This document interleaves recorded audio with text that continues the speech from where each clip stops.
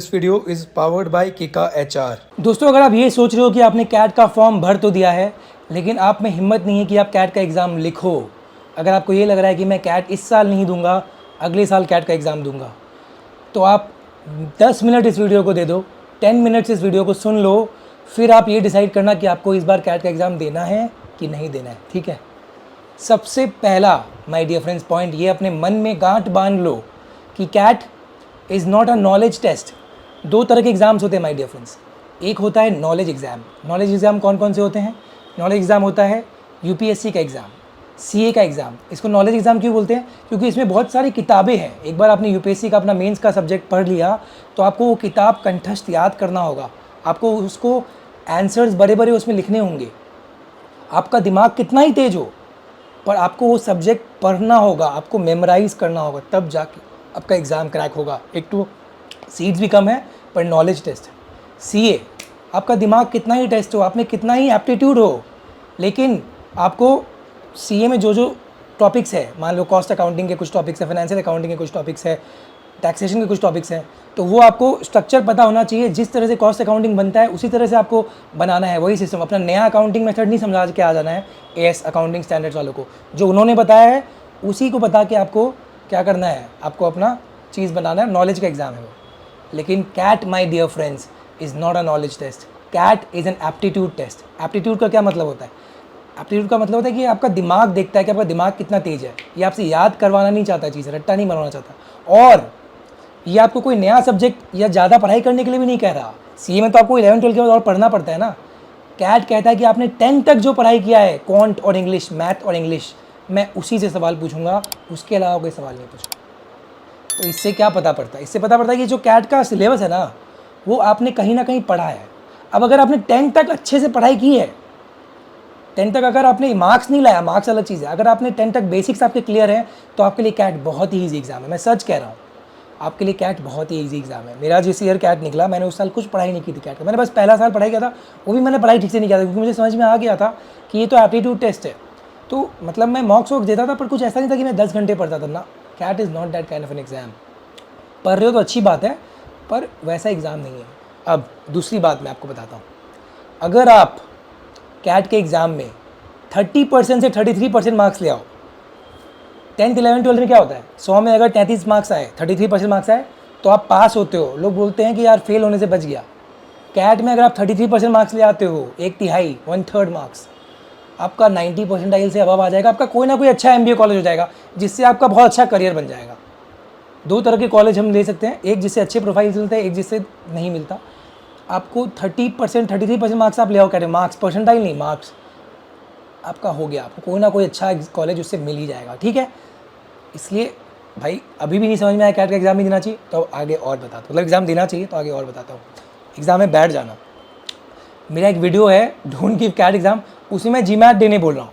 तो जीमैट दो तो और अच्छा है, उसका मेन मुद्दा था जीमैट देने का, पर ये कैट क्रैक कराने के लिए वीडियो माय डियर फ्रेंड्स। ठीक है, कैट कैसे क्रैक करे, पहले तो कोशिश करेंगे ना कि कैट क्रैक करे।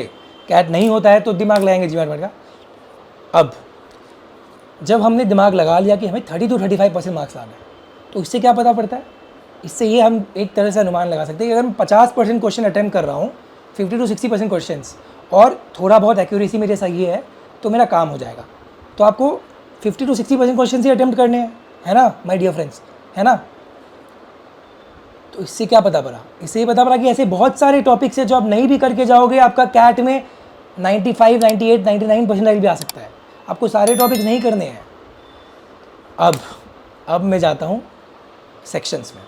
अगर हम एक तरह से बांटें तो कैट के सेक्शंस में quant, DI, LR, RC, reading comprehension, passages और वर्बल एबिलिटी, ये सब क्या है आपके सेक्शंस।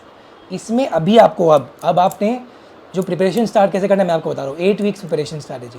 सबसे पहले आप एक कैट का मॉक लिख लो। सबसे पहले डरो मत, जो मैं बोल रहा हूँ वो करो। अपने आप को बस हिम्मत रखो ये करने का। एक मॉक का एग्जाम रख दो। बोलोगे अभिषेक सर अभी तो मुझे कुछ पता ही नहीं, मैं मॉक क्यों दूँ? तब कैट नहीं निकलेगा। जब तक आप मॉक नहीं दोगे ना एक पूरा बैठ के, आपको समझ में नहीं आएगा कि कितना ऐसा सवाल है जो एक्चुअली 10th लेवल का है और आपको उसके लिए रट्टा मारना, पढ़ाई मगअप करने की ज़रूरत है नहीं। जब आप पहला मॉक दोगे, मॉक दे दो, आपको कुछ स्कोर आएगा, कुछ मार्क्स आएगा, कुछ परसेंटाइल आएगा। मैं कह रहा हूँ 50 परसेंटाइल से ऊपर आना चाहिए अगर आप एवरेज बच्चे हो तो। 50 से ऊपर आएगा। तो आप देखोगे आपका क्या क्या ऐसे ही सही हो गया, है ना, क्या क्या आपका सही हो सकता था, क्योंकि आप जो 2 घंटे पेपर में टाइम दोगे, ठीक है, क्या क्या आप अटैम्प्ट कर सकते जो आपने अटैम्प्ट नहीं किया। सबसे इंपॉर्टेंट आपको ये बता पड़ेगा कि भाई अब मेरा इन सब जो मैंने आपको सेक्शंस बताए, इसमें क्या स्ट्रॉन्ग सेक्शन है और क्या वीक सेक्शन। तो आपको जो स्ट्रॉन्ग सेक्शन है उसमें अपना मैक्सिमाइज करना है स्कोर, और वीक सेक्शन में बस सेक्शनल मार्क्स ले आने हैं, ठीक है। जो भी आपको सेक्शनल टारगेट है 70 परसेंटाइल का तो 70 परसेंटाइल और 90 का तो 90, वो लाना है, ठीक है। इसके बाद आपको क्या करना है, अब आपको एक और चीज़ करना है, पहला मॉक दे देना है, अब आपको साथ ही साथ क्वांट का प्रिपरेशन करना है। यही सबसे इंपॉर्टेंट चीज़ है। 8 वीक्स अगर बाकी है, अगर आपका 56 दिन बाकी है कैट के एग्जाम के लिए, मान 56 डेज ही मानो, ठीक है, 8 वीक्स, 10 दिन उसमें माइनस कर दो क्वांट के प्रिपरेशन के लिए। मॉक दो, मॉक के बाद अब 10 दिन क्वांट में लग जाओ, उस मॉक के हिसाब से कि यार मैंने मॉक दिया तो मुझे लगा कि मेरा अर्थमेटिक स्ट्रॉन्ग है, वो मैं कर लूँगा, तो अर्थमेटिक को अच्छे से करो, ठीक है। अब एक और चीज़ बताता हूँ, क्वांट को हम पूरे कैट के क्वांट को 3 चीज़ों में डिवाइड कर सकते हैं, अर्थमेटिक, एलजेब्रा, ज्योमेट्री। मैं कह रहा हूँ अगर आप अभी प्रिपरेशन शुरू कर रहे हो तो 3 में 2 में ही फोकस करो, एक को छोड़ दो। आपके लिए वो 2 कुछ भी हो सकता है, मेरे लिए वो ज्योमेट्री और अर्थमेटिक था, आपके लिए वो एलजेब्रा और अर्थमेटिक हो सकता है। इन 3 में उन 2 को अच्छे से 10 दिन में उनके कंसेप्ट कर लो, क्योंकि इसमें क्वांट के कुछ कंसेप्ट आएंगे, लेकिन वो नया नहीं होगा, वो 10 तक जो आपने पढ़ा है वही होगा, ठीक है माय डियर फ्रेंड्स। तो ये कर लो 10 दिन तक। अब इससे क्या हुआ, जो भी आपको पढ़ने का था आपने पढ़ लिया। 46 डेज बाकी हैं। अब इसमें मैं आपका कैट क्रैक बताता हूँ कैसे होगा। 46 डेज बाकी है, अब आपको अगले 40 डेज़ में 20 मॉक्स लेना है। अगेन डरो मत, आप बोलोगे यार मैंने सिर्फ क्वांट पढ़ा है, भाई आप जो मॉक्स लोगे ना उसी से आपका LRDI और वर्बल और RC हो जाएगा। RC क्या होता है, पैसेज पढ़ना, क्वेश्चंस करना, यही होता है ना, कुछ याद करने का नहीं है। मॉक में करो, आप डरो मत, करो ना, आप करो, मॉक में करो। करने के बाद एक दिन मॉक दो, नेक्स्ट डे एनालाइज करो। पहला दिन मॉक दो, दूसरा दिन अगर आपने कुछ अटैम्प्ट नहीं कर पाया, कुछ किया, दूसरा दिन आप उसी को एनालाइज करके उसी क्वेश्चंस को सही करो जो आपके गलत हो गए, जो सही हुए तो देखो कैसे सही हुआ, तुक्का में सही नहीं हुआ हो, और उसको फिर आप क्वेश्चंस की तरह अटैम्प्ट करो, ठीक है। ऐसे ऐसे करके हर ऑल्टरनेट डे पे मॉक्स दो।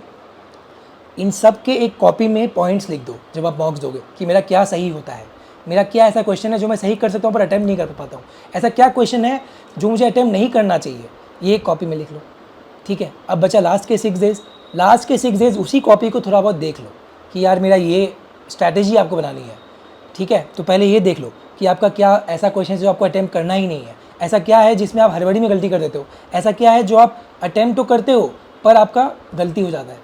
अब इससे आपको स्ट्रैटेजी बन जाएगा। क्या स्ट्रैटेजी, मैंने अपने पुराने वीडियोज़ में भी ये बात बोला है।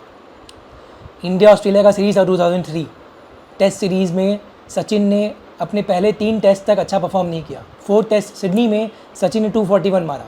कैसे मारा, शुरू के 3 टेस्ट में वो कवर ड्राइव पे आउट हो रहा था, कैच आउट हो रहा था कीपर के साथ, यही हो रहा था कवर ड्राइव पे फास्ट बॉलर्स पे। 4th टेस्ट में उसने अपने मन को बोला कि मैं कवर ड्राइव खेलूंगा ही नहीं। क्यों, क्योंकि टेस्ट मैच है, मैं 10 बॉल बाहर का जाने दूंगा, 11वां बॉल मेरे बैट पे डालेगा, मैं मारूंगा, क्योंकि मैं उसमें आउट नहीं होऊंगा।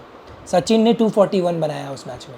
स्टीव वॉ, ऑस्ट्रेलियन प्लेयर्स उनके डिटर्मिनेशन को दाद देते रह गए कि भैया इसने कवर ड्राइव मारा ही नहीं जहाँ ये आउट हो रहा था। आपको कैट में यही करना है, उस कॉपी को आपको पढ़ना है और आपको देखना है आपका कवर ड्राइव क्या है, जो सचिन वाला कवर ड्राइव उस सीरीज़ का, और आपको वो मारना ही नहीं है, टच नहीं करना है। आप करके आओ, मैं कह रहा हूँ आपका अच्छा परसेंटाइल आएगा, और उसके बाद बात करेंगे कि एडमिशन कैसे लेना है कॉलेज में। All the best, stay safe and take care.